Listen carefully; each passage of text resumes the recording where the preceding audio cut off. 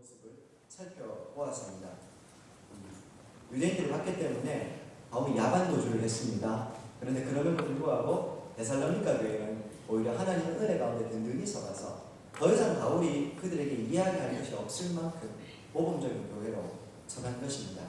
마치 이런 이미지라고 그릴 수가 있는 것이죠. 요즘은 연 날리는 연 많이 안 날리 거의 없죠. 여기 군위에도 없죠. 제 어린 기억에도요. 겨울에도 보면 연을 날리지 않습니까? 근데 겨울에 연을 날리려면 바람이 부는 날 가야 됩니까? 안 부는 날 가야 됩니까? 부는 날 가야 되죠. 근데 겨울에 찬바람이 불면 얼마나 춥습니까? 그렇지 않습니까? 그럼 찬바람 불면 집에 들어가야 됩니다. 그런데 연을 날리기 좋은 날은 찬바람이 부는 날입니다. 마치 데살로니가 교인 그리고 마치 초대교회 교인들의 모습이 그랬던 것 같습니다. 연을 날리려면 한겨울에 사풍이라고 하죠. 찬바람 불어야 됩니다. 손 호호 불면서 비도 따갑고 춥지만 찬바람이 불어야 연을 더 높이 올라가는 법입니다.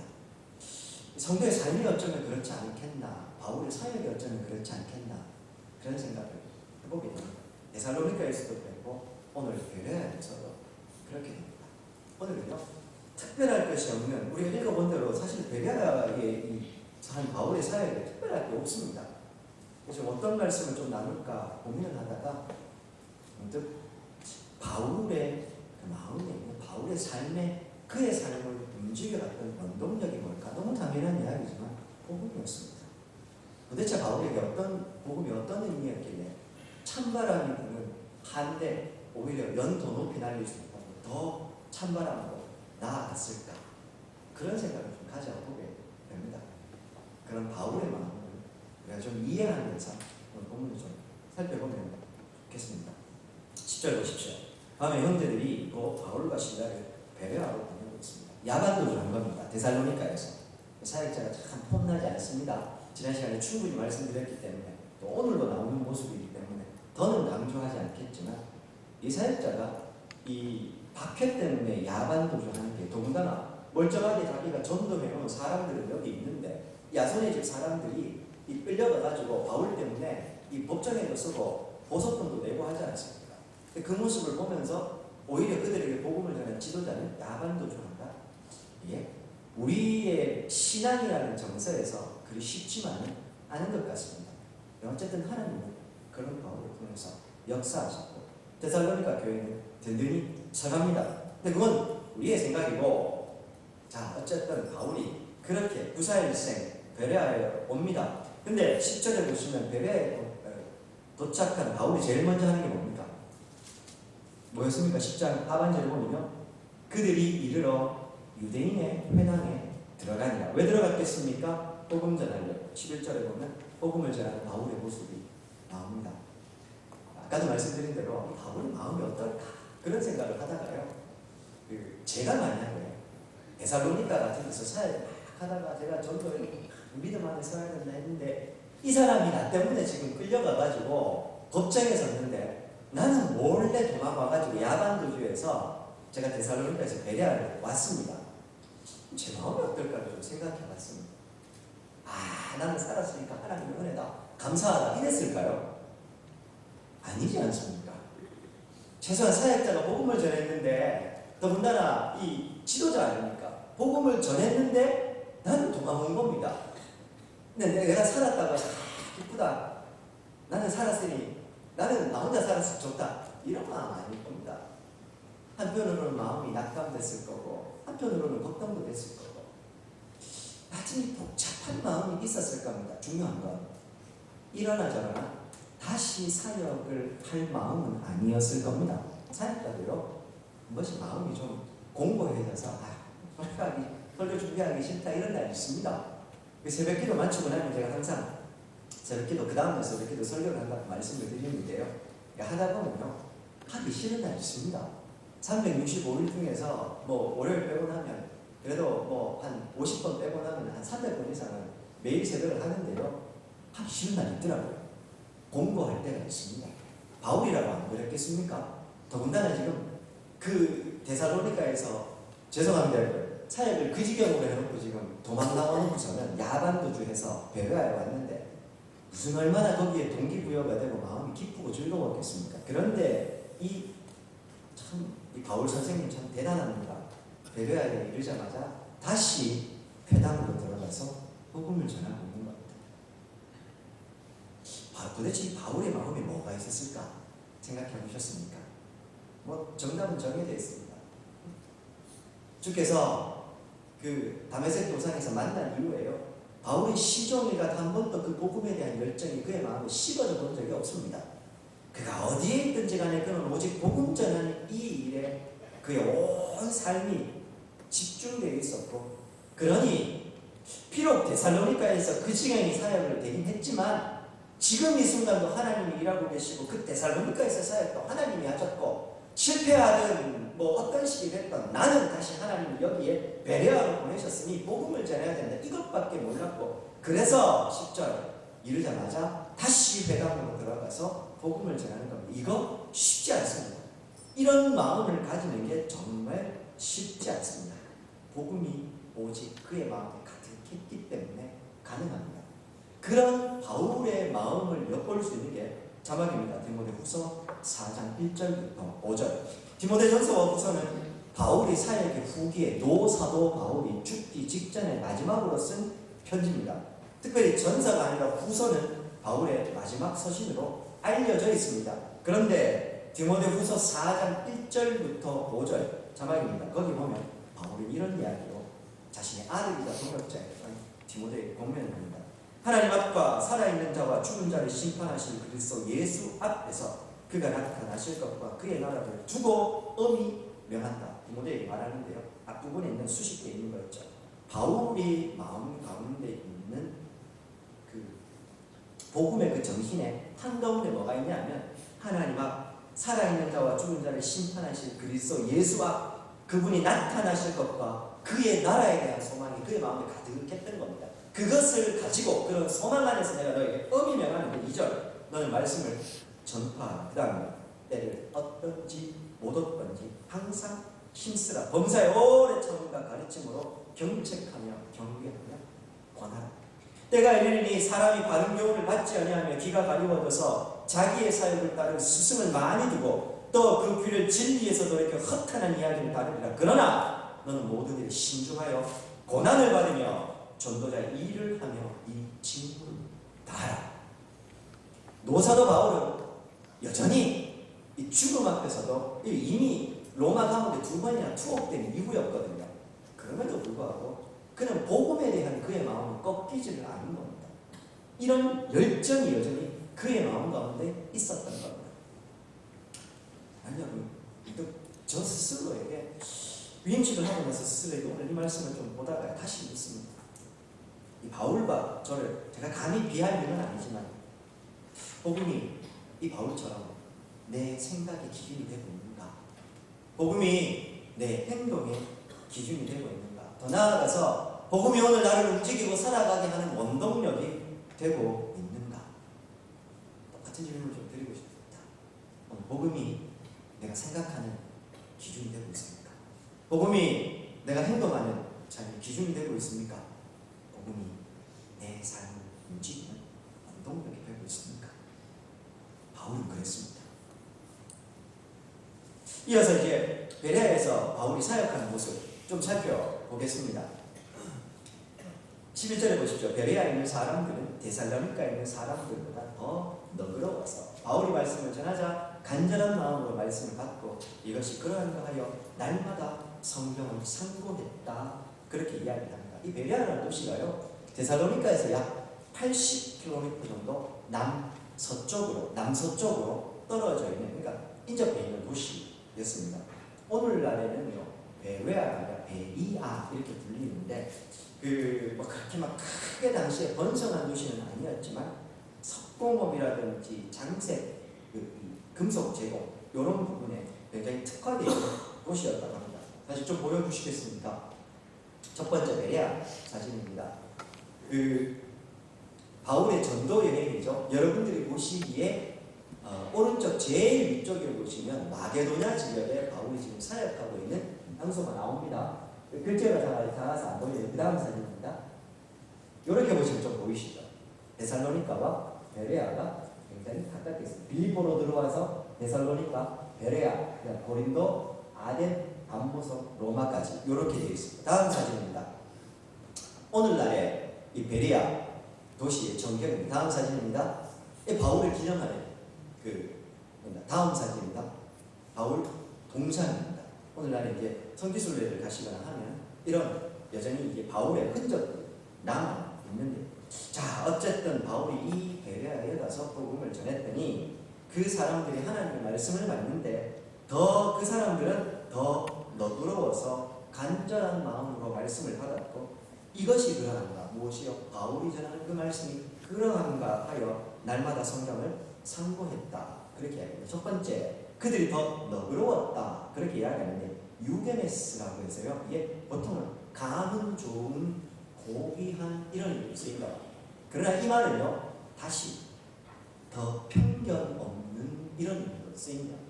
즉 다시 말해서 베레아에 있었던 사람들은, 이 사람들이 가문도 좋고 고귀한 사람이었다는 말도 되지만 동시에 더 너그럽다는 이 말은요, 더 편견이 없었다는 겁니다. 편견이 없었으니 바울이 전하는 이야기를 마음을 닫지를 않고 그 이야기를 편견 없이 듣습니다. 그리고 나서요, 간절한 마음으로 말씀을 받았다는 겁니다. 이 말씀이 그러한가, 편견을 갖지 않고 그 바울의 말씀을 믿는 그대로 간절한 마음으로 말씀을 받습니다. 그리고 이것이 그러한가, 날마다 상고했다, 그 이야기합니다. 이 상고하다라는 말이요, 아나크리노라고 하는데요, 이 체에 뭔가를 이렇게 쳐가지고 골라내는 거 있죠. 밑으로 작은 거 다 나가고 위에 큰 것만 남는 거 있지 않습니까? 이 아나크리노라는 단어 자체의 원 의미가 채로 쳐서 골라내다, 이런 의미가 있습니다. 즉 바울이 그들에게 전해주는 이야기를 그들은 편견을 가지지 않고 또 간절한 마음으로 말씀을 받은 다음에 바울이 준 그 말씀이 그것이 어떠한지를 다시 꼼꼼하게 탐색하고 조사하면서 그 말씀을 들었다는 것입니다. 복음에 대한 그들의 태도가 나옵니다. 그리고 날마다 성경을 상고했더니 12절, 그 중에 믿는 사람이 많았고 헬라의 귀부인과 남자가 적지 않게 이 복음에 돌아왔다, 그렇게 이야기합니다. 보통은요, 우리가 이런 베레아에 있는 이 사람들의 모습 때문에 하나님의 말씀을 성도가 더 열심히 공부하고 또 이 말씀을 사모해야 된다, 그런 의미로 설교할 때 이 본문을, 이 베레아 사람들을 아주 자주 등장을 해서 이 본문을 인용을 합니다. 사랑하는 여러분, 하나님의 말씀은 진리입니다. 진리는 시대가 변한다고 해서 상대적으로 변하는 게 아닙니다. 시대와 상관없이 선명하게 그 시대를 관통하는 기준으로 서 있는 겁니다. 모든 사람들에게 다 시대가 변하고 상황이 변하고 형편이 변해도 그 사람들을 세우는 보편적인 가치를 보통 진리가 그렇게 이야기합니다. 늘 말씀드리지 않습니까? 성경은 하나님의 말씀, 진리이기 때문에 정직하게 질문을 가진 사람에게는 항상 정직하게 답을 주는 것이 성경입니다. 그 성경이 어렵거나 이해되지 않으면 그건 성경이 문제가 있는 게 아니고 내 지성의 한계와 내가 어리석기 때문에, 내 마음이 어두워졌기 때문이다, 그 말씀을 드렸습니다. 사랑하는 여러분, 하나님의 말씀은 진리입니다. 우리가요, 그 라디오 차 타고 가다가 한 번씩 자동으로 요즘은 라디오 주파수를 맞춥니다만, 이게 누군가 딱 잘못 건드려 가지고요, 주파수가 몇 개 바뀌면 라디오가 잘 안 오고 지직거립니다. 라디오가 문제입니까? 그 라디오 방송국에서 저 보내는 그게 문제입니까? 제 차에 있는 라디오가 문제가 생긴 겁니까? 당연히 제 차에 있는 라디오가 문제가 생긴 거죠. 주파수 잘 맞추면 잘 들립니다. 하나님의 말씀이 제대로 이해되지 않고 보이지 않는 건 내 문제지 하나님의 문제가 아니라는 말입니다. 하나님의 말씀은 진리요, 살아계신 하나님의 말씀, 하나님의 능력이 되는 겁니다. 그런 의미에서요, 오늘 이 베레아 사람들의 이 모습을 보면서 우리는 진리 되신 이 하나님의 말씀을 편견 없는 마음으로, 간절한 마음으로 받고 있고, 이 말씀이 그러한가 깊이 상고하고 계십니까? 목사님 설교를 열심히 듣잖아요. 설교 듣는 것만으로 부족합니다. 종교개혁 이후에요, 우리 믿음의 선배들이 오늘 우리들에게 준 가장 큰 신앙의 기사는 하나님의 말씀입니다. 종교개혁 이전에는 모든 말이요 라틴어, 죽어있는 라틴어로 적혀 있었고 심지어 설교도 라틴어로 했습니다. 사람들이 못 알아듣는 이야기로. 근데 그 라틴어로 이야기를 하니 성도들은 못 알아듣고 성경도 라틴어니 못 알아듣는 겁니다. 성상, 성화가 왜 발전한지 아십니까? 중세예요. 성경 말씀이 뭔지를 모르니 그 말씀을 그림으로 그려놓은 겁니다. 그래서 그 그림을 보고 말씀을 이해하는 겁니다. 그 성상, 성화, 성물 그런 것들이 그래서 발전하게 된 겁니다.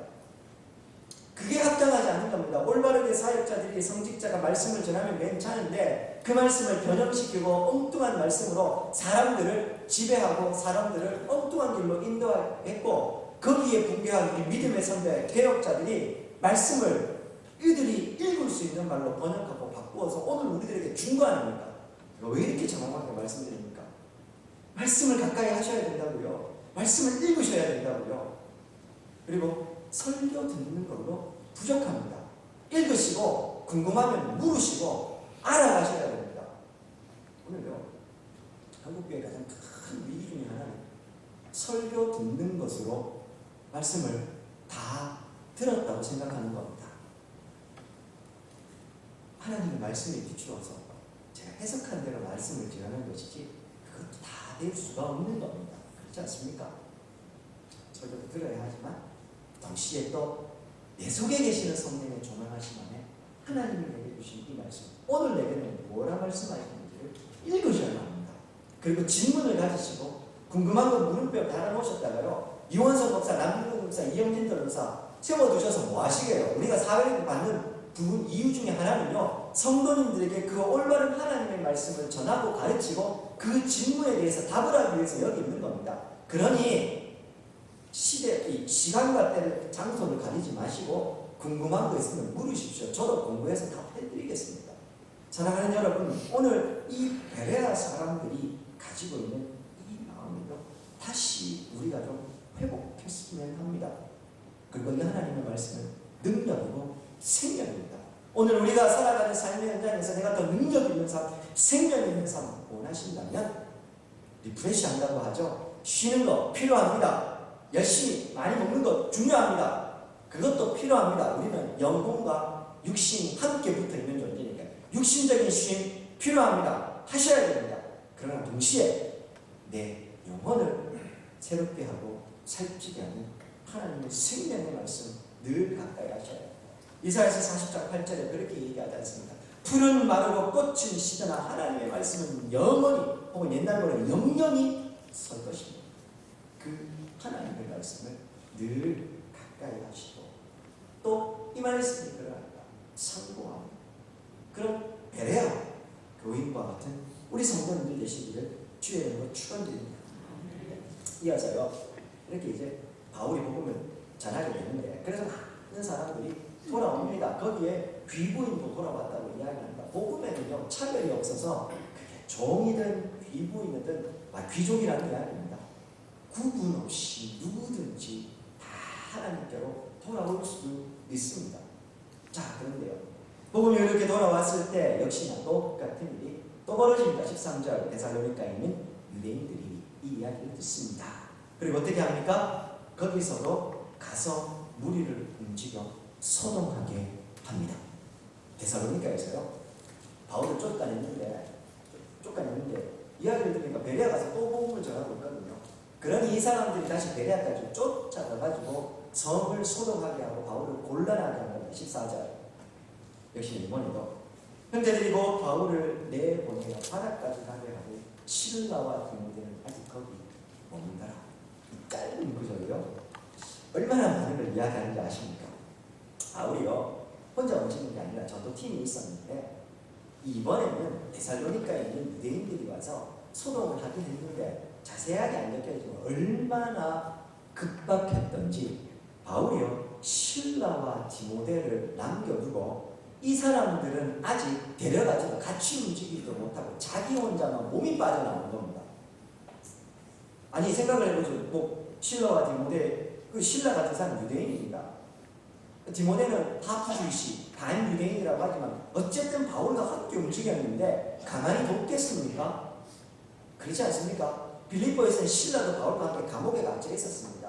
이 사람들을 그냥 내버려 둔 게 아니었습니다. 바울만 죽이려고 하고 이 사람들은 모른 척 했다는 게 아닙니다. 여러 가지 정황상 너무 바빴던 겁니다. 너무 상황이 긴박했던 겁니다. 그래서 일단 바울만 피하고 신라와 디모데는 미처 못 피하고 거기 남아있었고 뿔뿔이 다 흩어져 버리고 바울만 몰래 어떻게 하고 있습니까? 몰래 바다까지 내보내서 나오고 있었습니다. 데살로니가에서 이미 충분히 제가 데살로니가 사역을 이야기하면서 말씀을 드려서 더는 이 부분에 대해서 강조하지 않겠습니다. 그러나 사랑하는 여러분, 그 복음대로 이 땅을 살아갈 때 고난이 있습니다. 하나님의 말씀대로 살아가는 성도에서는 고난이 있습니다. 고난의 부분이 별로 매력적이지 않거든요. 고난 이후에 예수 그리스도와 십자가에서 죽어야 사는 이 신비가 있음에도 불구하고 이 글이 뭐라고 해야 돼요? 매력적이지 않으니까요. 보통 번영 신학이라고 이야기를 합니다. 축복의 복음, 축복의 신학이라고 이야기합니다. 고난의 이야기는 조금만 이야기하고 축복의 이야기를 크게 합니다. 그렇지 않습니다. 성경을 아무리 봐도 마가복음 우리가 살펴보고 있습니다만 복음서를 아무리 봐도 성경 어디에를 봐도 축복만 크고 고난이 작다는 이야기 없습니다. 오히려 고난의 삶이 더 많이 빈도로 등장하고 있습니다. 사랑하는 여러분, 고난을 축소시킬 마음도 없고 그래서도 안 됩니다. 복음에는 하나님의 능력이고 생명이지만 고난을 이기는 힘이요 오늘 이 죽음도 이기는 하나님의 능력이지 고난도 없고 죽음도 없는 축복만 있는 복음 아닙니다. 틀렸습니다. 그렇게 말하면 안 됩니다. 오늘 바울도 고난 가운데 다시 떠나오는 겁니다. 그가 복음에 대한 열정, 그가 하나밖에 없는 사람이었는데 결국 바울은 또 도망을 갑니다. 이번에는요, 자기와 함께 하고 있는 동역자이자 자기가 챙겨야 되는 이 사람들조차도 못 챙기고 자기 몸만 건사해서 어떤 모습인지 한번 보십시오. 바다까지 가게 하거늘 신라와 디모데는 아직 이 도시에 머물러 있었다. 그렇게 이야기하고 있습니다.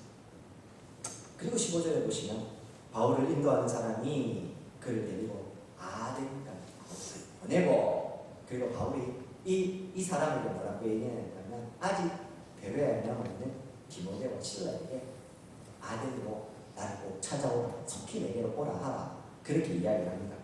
그렇게 해서요, 바울이 그 부분은 이제 우리가 데살로니가에서 보면 나오는데요, 그 부분까지 좀 살펴보겠습니다. 그 전에 여러분, 바울이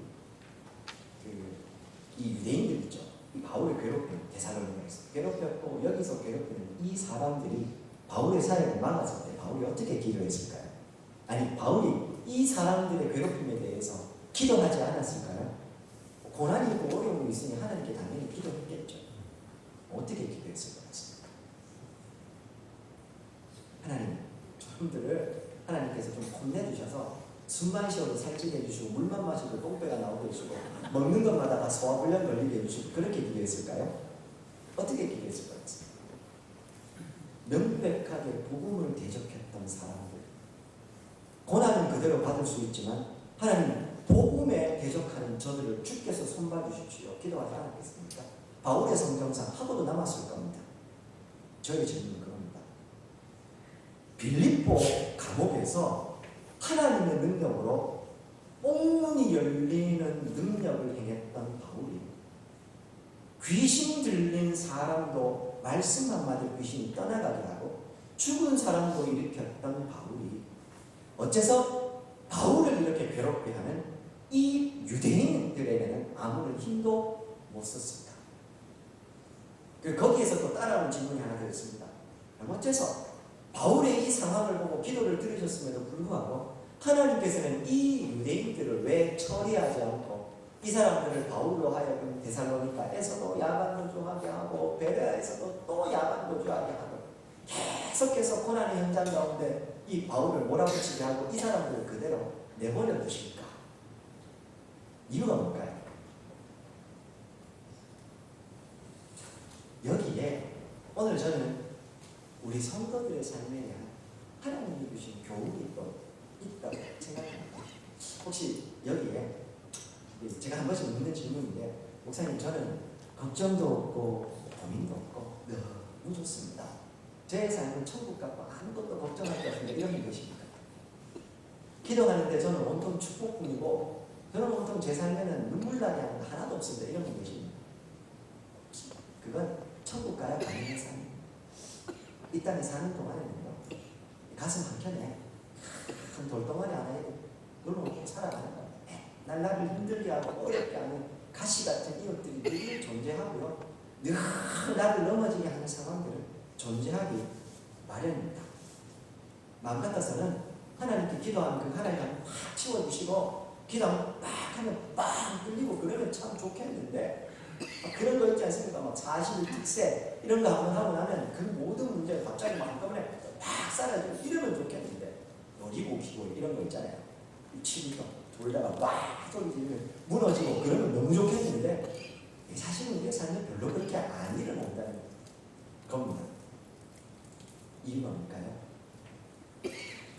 사랑하는 여러분, 고난의 현장에서 하나님의 음성을 듣지 못하면 축복의 현장에서도 하나님의 음성을 못 듣습니다. 다시요. 고난의 한가운데서 하나님을 찾지 못하면 축복의 한가운데서도 하나님을 찾지 못합니다. 그러니 지금 고난 가운데 있고 어려움이 있으면, 내 인생에 나를 끊임없이 어렵게 하는 게 있으면 원망과 불평을 넘어서 하나님 내게 왜 이런 일을 주십니까? 그 고난의 현장 가운데서 하나님을 찾으시고 하나님의 음성을 들으셔야 됩니다. 거기서 하나님의 음성을 들으면 축복의 현장에서도 하나님의 음성을 들려주기 마련인 겁니다. 하나님의 축복의 현장에서만 하나님의 음성을 나는 듣고 싶다고요. 그런 인생 없습니다. 제가 이전에 한번 예를 들어드린 적이 있는데요. 아놀드 토인비가 사람들의 강연에 가면 자주 인용했던 건데, 영국에요. 북해가 있습니다. 북해산 브렌트유라고 해서 거기 서기가 나죠. 근데 북해가 굉장히 험한 바다거든요. 청어가 많이 잡힌다고 합니다. 청어 이야기 한번 드렸는데 기억나시죠? 냉동 기술이 별로 발달하지 않았던 당시에요. 토인비가 살았던 시대예요. 이 청어가 많이 잡혀서 청어를 잡아오긴 하는데요. 청어가 왜 많이 잡혀요? 헤링본 아시죠? 들어보셨습니까? 여러분들이 입고 있는 옷에, 특별히 남자들 코트 같은 데 보면 헤링본이라고 해서 하는데, 그 헤링본이 뭡니까? 그 뜻이 청어뼈를 이야기하는 겁니다. 그 청어뼈 무늬가 헤링본입니다. 근데 그만큼 청어가 많이 잡혔었는데요. 그 청어를 아직 냉동 기술이나 이게 발달하지 않아서 잡는 건 좋은데 이걸 이제 런던까지 운반을 해야 되는데 이게 쉽지가 않은 겁니다. 맨날 다 잡아가지고 가보면 먼 바다까지 잡아서 힘들게 하면 신선도가 너무 떨어져요. 힘이 없다는 겁니다. 그런데 거기에 한 어부가 있는데, 다른 사람들은 어떤 방법을 써도 청어가 힘이 없고 신선도가 떨어지는데, 이 어부만큼은 늘 신선한 청어를 잡아오더랍니다. 이유가 뭔지 궁금해서 물었답니다. 당신은 어떻게 그렇게 할 수 있느냐? 청어를 잡아서요, 이렇게 수족관이 이렇게 있으면 거기다가 청어의 천적이 바다 메기를 거기다 한 마리씩 집어넣는다고 합니다. 그러니까 어부들이 깜짝 놀라서, 아니 그러면 그 청어를 메기가 잡아먹지 않습니까? 예, 당연히 메기는 청어를 잡아먹을 것입니다. 그러나 단 몇 마리밖에 잡아먹히지 못할 것입니다. 그렇게 몇 마리가 죽는 순간 다른 청어들은 살아남기 위해서 필사의 몸부림을 칠 것이고, 이것이 청어를 싱싱하게 런던까지 운반하는 방법입니다. 기억나시는지 모르겠습니다. 이전에 한번 말씀드렸습니다. 고난이 우리를 더 생생하게 깨어있게 한다. 고난이 우리로 하여금 더 하나님 앞에 가까이 나아가게 한다는 말입니다. 사실요, 축복 때문에 하나님을 멀어지게 된다면 그건 오히려 축복이 아니라 저주가 될 수 있습니다. 이 땅의 삶이 전부가 아니고 여기서 우리 나그네처럼 살다가 하나님 앞에 서는 그날, 박창훈 목사님 이야기하신 대로 하나님 앞에 내가 살아온 삶을 설명하게 된 날이 있다면, 그리고 본향에서 하나님과 영원토록 살아야 될 그날이 있고, 여기 잠시 잠깐 사는 게, 즉 이 땅이 우리의 목표가 아니라 저기가 목적이라면 이 땅에서 잠시 잠깐 고난당하는 거 별로 중요하지 않죠. 이 땅의 삶을 여기서까지 사는 게 목적이면 고난 없이 살게 해달라고 기도하십시오. 그리고 그렇게 사십시오. 그게 아니라면 오늘 이 청어의 예처럼요, 고난이 나로 하여금 오늘 더 생생하게 깨어서 하나님을 바라보고 기도하게 합니다. 그러면 오히려 그것은 고난이 아니라 축복이라고 말할 수 있지 않을까요? 사랑하는 여러분, 오늘 이 고난이 나를 이렇게 할 수도 있고 나로 하여금 어렵게 만들 수 있습니다. 그런데 그게 전부가 아니고 기억하셨습니다.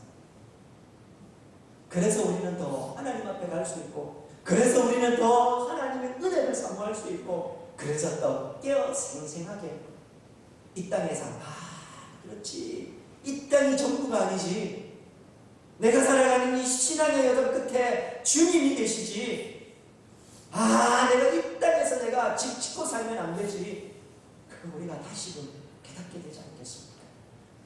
힘내십시오.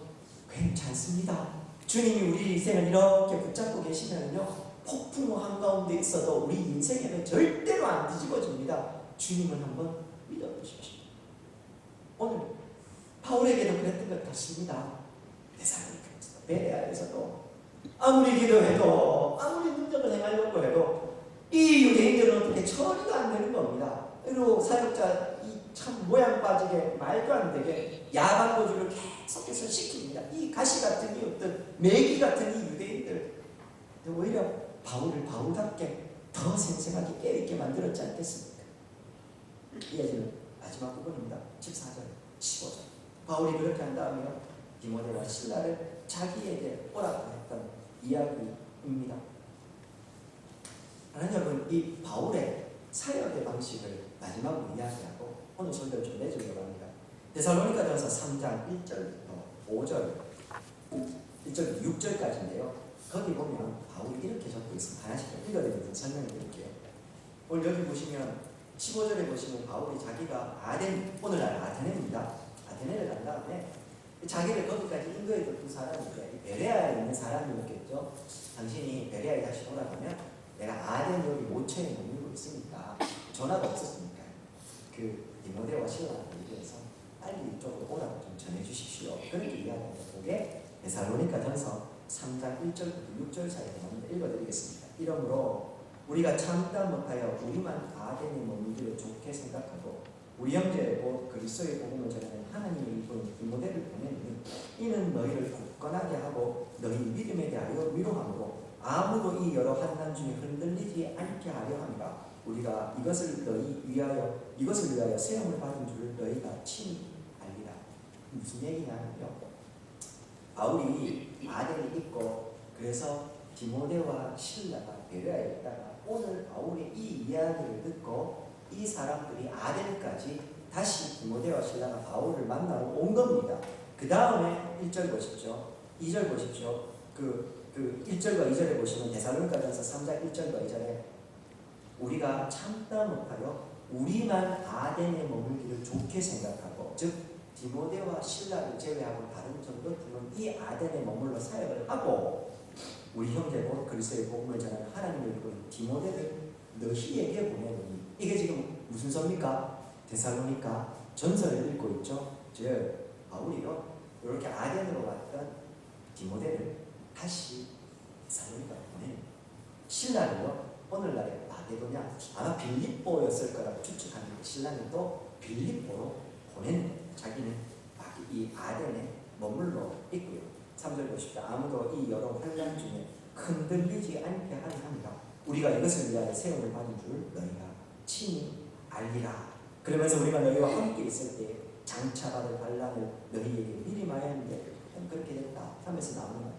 즉 바울이요 사역을 하는 중에 늘 팀으로 움직이긴 했지만 필요에 따라서는 오늘 본문에서처럼 아덴에서 바울과 디모데와 실라를 만난 다음에 데살로니가 교회가 어렵다는 이야기를 듣고 빌립보 교회가 오늘 이 유대인들 때문에 어렵다는 이야기를 듣고 그랬구나. 그래서 나는 여기 머물러 있지만 너희들이 환난 받는다는 이야기를 듣고 내가 너희들한테 이 디모데를 보낸다, 실라를 보낸다 해서 보낸 겁니다. 그리고 디모데와 실라가 바울 대신에 데살로니가와 빌립보 교회에 가서 그 사람들을 안정시킨 다음에요 이 사람들이 다시 고린도에서 바울을 만나게 되는 겁니다. 뭐 복잡한 바울의 이 설교 여정을 여러분들은 다 아실 필요가 없습니다. 저는 사도행전을 공부를 하고 전해야 되니 이걸 뭐 공부하다 보면 그렇게 나오는데요. 제가 오늘 마지막으로 드리고 싶은 말씀은 동역함에 대한 것입니다. 독불장군 없습니다. 그렇지 않습니까? 오늘 우리는 바울이 주인공으로 등장하지만 바울이 혼자 사역한 게 아니지 않습니까? 데살로니가로 자기 디모데를 보내고 신라는 다시 빌립보로 보내서 그들이 어려울 때 그들을 위로하고 다시 또 만납니다. 속히 그들을 불러오라 이야기할 만큼 바울에게 중요한 사람들이었지만 필요에 따라서 그들을 또 보내서 즉 바울 홀로 사역한 게 아니라 함께 동역하며 사역합니다. 우리는 어제 위임 및 취임 감사에 대해 새로운 직분자들을 세웠습니다. 사랑하는 여러분, 많은 신앙의 선배들도 홀로 독불장군처럼 사역하시는 분들 없습니다. 주기철 목사님, 손양훈 목사님 같은 분들에게도 당연히 믿음의 동역자들이 있었습니다. 특별히 그 두 분 같은 경우는 사모님들이 아주 대단하셨더라고요. 그 주기철 기념관이나 손양훈 기념관 한번 가보십시오. 심지어 제가 기억을 주기철 목사님, 손양훈 목사님인지 잘 모르겠는데 한 분은 어머니고 한 분은 사모님이었고 그랬는데요. 오히려 힘들어가지고 막 나왔을 때요. 당신이 거기 가서 죽어야 된다고 이런 얘기를 사모님이 막 하세요. 어머니가 그런 얘기를 하기도 하고.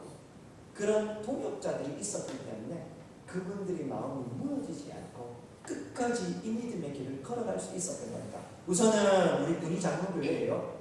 북으로 계시는 분들이 있다면 서로가 서로에게 동역자들이 되고 서로가 서로 복음에 합당하게 살아갈 수 있는 반면교사들이 되셨으면 합니다. 그리고 뿐만 아니라 저는 여기 앉아 계시는 분들이 서로가 서로에게 함께 동역자가 되고 이 길을 믿음으로 갈 수 있는 든든한 믿음의 함께 이 팀이 됐으면 하는 것. 그러기 위해서 해야 될 일이 없습니까? 얼굴만 봐도 화가 나고 보기만 해도 막 소화불량이 일어나고 그러면 안 되겠죠. 교회 오는 게 지옥 같고 그러면 안 될 거 아닙니까? 그렇지 않습니까? 늘 말씀드리지만요. 서로가 서로에게 힘이 되려면 첫 번째 말해주십시오. 저는요. 그냥 바깥에서는 뭘 어떻게 하셔도 좋은데 교회 안으로 들어오는 순간은요. 공적인 회의 시간을 제외하고는 참 차라리 말 안 하시면 좋겠습니다. 제가 이 말씀을 왜 드리냐면 제가 요즘도요. 말 때문에 상처 입었다는 사람들 우리 교인들도 있고요. 아직도 저 예기부에 있는 분들 중에 목사님네 말 때문에 뭐 누가 이렇게 얘기해서 힘들어 이런 얘기가 아직도 있습니다. 그 성도들이요. 믿음에 어느 정도 있는 분들은요. 크게 막 불의한 일이나 뭐 이런 것 때문에 상처 입는 사람들이 별로 없어요. 그거는 오히려 더 기도하고 이렇게 이겨내는데 옆에 있는 사람들이 힘들게 하고 이런 것 때문에 힘들어 하더라고요. 두 번째는요. 단 마음으로 좀 알아주십시오. 그 옆에 있는 분들요. 내가 싸울 대상이 아니고 함께 손잡고 나와 동역할 대상들 아닙니까? 나도 힘들게 살았지만 내 옆에 있는 이 사람도 하나님이 불러주신 저 부르심의 자리에서 하나님 나라 세워가시기 위해서 눈물 나게 힘들게 고군분투하며 살다가 오신 분들입니다. 그렇지 않습니까? 그러니요 괜히 뭐 이렇게 저렇게 말할 거 없고요. 저 이 집사 수고했다. 한번 안아주시고 기도하고 있다. 한마디 해주시고 우리에게 좀 그렇게 되면 좋겠습니다.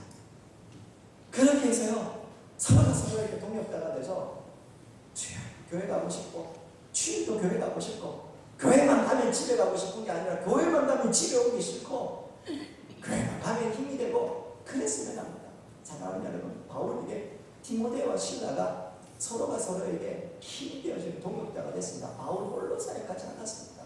우리도 마찬가지입니다. 나 혼자 사역할 수 있는 사람 아무도 없습니다. 저 혼자 안 됩니다. 유원석 목사 위임 시켜놓고서요. 이제 우리가 위임 시켜놨으니까 목사님 잘하는지 안 하는지 저 이제부터 평가할 건데 이러실 겁니까? 그렇게 하시면 하십시오. 뭐 저는 또 저대로 그냥 다 들어들고 제 마음대로 결정하고 하면 되니까요. 근데 그거 아니지 않습니까? 제가 왜 위임식에 우리 성도님들 많이 오시라 했습니까? 교론하는 겁니다. 교론하는 거.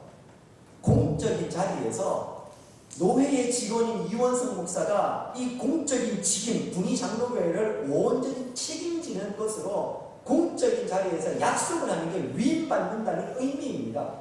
그러니 이건요, 엄밀한 의미에서 축하받을 일이 아니고, 목사님 앞으로 좀 수고해 주십시오. 목사님 제가 앞으로 열심히 기도하겠습니다. 열심히 동역하겠습니다. 이게 더 의미적으로는 맞습니다.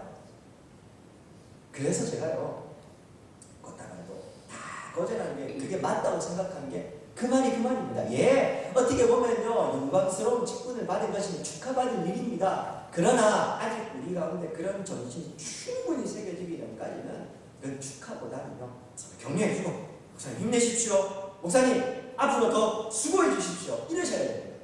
마찬가지로 신인 축분자들 8분 세워주셨습니다. 여러분들이 투표해서 세우셨습니다. 자격이 있다 생각하고 세우셨습니다. 나 대신에 더 수고해 주십시오. 세우셨습니다.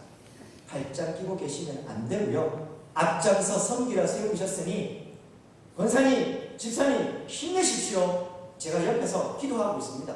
그리고 저 대신에 그 공적 직임을 맡아서 그 무거운 일을 감당하고 계시니 제가 더 기도하겠습니다. 제가 더 도와드리겠습니다. 무엇이든지 말씀만 해주시면 실컷 동역해서 사역하겠습니다. 그러셔야 됩니다.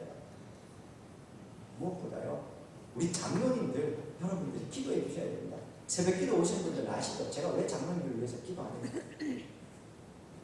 장로님들이 당회가 바로 서야 교회가 바로 섭니다. 목사님 그런 게 어딨냐고요? 대한예수교 장로회 정치 이 조직 안에서는 당회라는 조직이 올바로 서지 않으면 교회가 올바로 설 수가 없습니다. 오늘날 수많은 교회들과 어려움 당하고 있는 교회의 핵심에는 당회가 어지러워서 그런 겁니다. 아무리 외부적으로 어려움이 있어도 당회만 굳건하게 서면은요, 문제 없습니다. 그건 제가 몸소 겪어서 잘 알고 있습니다. 사랑하는 여러분,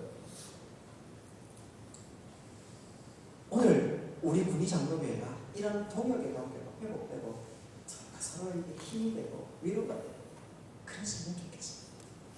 그래서요, 오늘 이 바울처럼 또 도망가도 바울이 아덴에 도망가면 어떻습니까?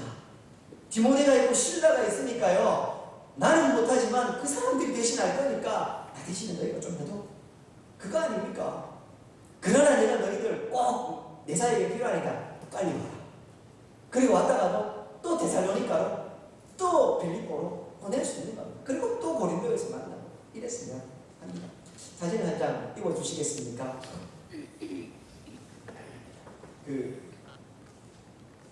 참 잘생겼죠? 이 사람이 나이가 들면 이렇게 바뀝니다.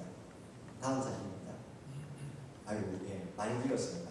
제가요, 10년 전에 찍은 제 사진을 보다가 제가 깜짝 놀랐습니다. 아, 내가 머리카락이 그렇게 많았구나. 그 다음 사진 주십시오. 이 가운데 있는 사람입니다. 혹시 누군지 아시겠습니까? 중국 내지 선교회, 요즘은 CMI라고 불리는데요. 그 CMI 선교회의 창립자인 허드슨 테일러입니다. 이 허드슨 테일러가요, 이 사람의 이야기를 왜 하려고 하냐면, 이분이 의사예요. 근데 자기가 의사로 선교사로 부름받은 게 아니고 17세에 그 방탕한 삶을 살다가 회심을 한 다음에, 원래 집안 좋은 사람이었는데 방탕하게 살다가 17세에 회심을 하고 중국 선교사로 스스로를 헌신합니다. 그리고 그 중국 선교사로 일하기 위해서 필요한 건 뭘까 생각하는 의학을 배워야 되겠다 해서 의학 공부를. 그리고 그때부터요, 중국은 여러 가지로 열악하고 사역하기가 힘드니 내 삶을 내가 지금부터 준비시켜야 된다고 해서요, 운동을 합니다. 그리고 잠을 줄입니다. 먹는 것도 조절합니다. 아무거나 먹고 싶은 거 다 먹는 게 아니고 소박하고 혹은 아주 형편없는 음식들을 먹습니다. 내가 중국 선교사로 가야 하기 때문에 스스로를 준비해야 된다고 합니다. 그 모습이요, 얼마나 철저하고 얼마나 부담스러웠는지 허드슨 테일러가 결혼할 여자가 있었는데요, 이렇게 이야기를 합니다. 허드슨 테일러가 청혼을 할 때 이렇게 얘기합니다. 당신처럼 헌신적인 사람은 처음 봐요. 다음 말이 아까요. 그래서 너무 부담스러워요. 그래서 청혼을 거절합니다.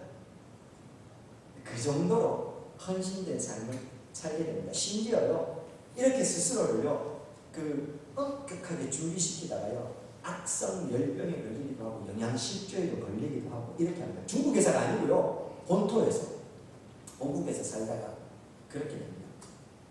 그리고요, 이렇게 철저하게 살았던 허드슨 테일러는, 제가 시간이 가서 다 말씀을 못 드리는데요. 중국 내지 선교회라고 해서 허드슨 테일러 이전에도 중국 선교사들이 많았는데요. 주로 오늘날의 상해 같은 데 가보시면 조계지라고 해서 이 서양인들이 거주하는 아주 이국적인 동네가 있습니다. 그런 동네, 나중에 상해 가보시면 한번 가보십시오. 굉장히 이국적이고 유럽 온 것 같습니다. 그런 데를 중심으로 해서 선교사님들이 저 해안 지역에만 머물러 있었거든요. 그런데 내지 육지 안쪽으로 들어가서 복음을 전하는 게 쉽지가 않았습니다. 첫째 풍토병, 둘째 교통편, 셋째 언어. 중국이요 소수민족이 너무 많아서 이 언어 전하는 게 쉽지가 않았고, 풍토병도 길도 너무 험했거든요. 달려보시면 압니다. 중국 내지로 들어가면 어마어마합니다. 이 대륙이구나 라는 생각이 듭니다. 그래서 아무도 들어가지 않았는데 이 허드슨 테일러가 내지로 들어가서 아무도 가지 않는 그것을 넘어서 다 가고, 제가요 이전에 중국에 그 집에 있는 쭉 해서 그 소리는 당번고도라고 참하고도 그 위쪽에 있는 고기를 가다가요 허드슨 테일러가 왔다 갔다 가는 황하강 유역에 있는 그 유적지도 몇 곳을 제가 본 적이 있거든요. 깜짝 놀랐습니다. 왜냐하면요 차로 가도 너무너무 험해가지고 내가 거짓말 좀 못해서 죽는 줄 알아요. 고산병에 막 여러 가지 때문에 힘들었는데요. 차로 가도 그 힘든 데를 이 허드슨 테일러가요 나귀를 끌고 걸어서 왔더라고요. 선교사님하고 같이 거기에서요 그 마을을 보고 그 기념하는 그걸 보면서요 마음이 수려해졌습니다. 문득 허드슨 테일러가 생각이 났습니다. 그가 죽고 나서 그의 묘비에요 그가 평소에 했던 일을 적혀 있습니다. 읽어드리겠습니다. 유명한 이야기에서 아실 분 있을 겁니다. 내가 만약 1000파운드 금화가 있다면 모두 다 중국을 위해서 쓸 것이고, 내가 만약 1000개의 목숨이 있다면 중국을 위해서 그중 하나라도 남겨둘 수 없다. 1000개를 다 주겠다는 이야기입니다. 그렇게 살다가 중국을 미치고 중국을 위해서 살았다. 편안하게 의사로 살 수 있는 이 허드슨 테일러가 이렇게까지 했다는 이유가 뭐겠습니까? 오늘 이 바울이 이렇게 살아가는 이유 뭡니까? 복음. 다시 묻습니다. 우리에게 이 복음이 있습니까? 바울이 알고 있는 복음, 허드슨 테일러가 알고 있는 복음, 오늘 우리가 알고 있는 복음과 다르지 않습니다. 사실은 오늘 이 질문을 저에게 합니다. 위임을 받고 나서요 스스로에게 다시 묻습니다. 제가요 위임 받으면서 혼자 하나님 앞에 자꾸 되새기는 말이 있습니다. 이 길의 끝에 누가 계신지를 생각하자. 이 사역의 끝에 누가 계신지를 잊지 않자. 주님이십니다. 바울이 알고 있는 복음, 허드슨 테일러가 알고 있는 복음, 이원성 목사가 알고 있는 복음과 다르지 않을 것입니다. 그분들의 삶을 보면서 나는 어떻게 살아야 될까 좀 생각해요.